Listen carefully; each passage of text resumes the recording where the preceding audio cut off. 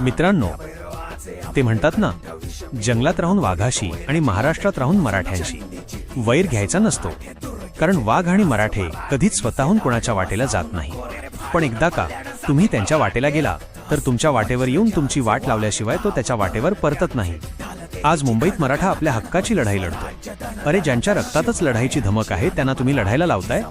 आम्ही प्रेमाने मागतोय तोवर ठीक आहे, पण जर कोणी अडथळा आणला तर आमच्या इतिहासाकडे एकदा पहा. शिवाजीराजे, संभाजीराजे आणि असंख्य योद्ध्यांनी दाखवून दिलंय मराठा हक्कासाठी लढतो आणि जिंकूनच थांबतो. जेवण बंद कराल?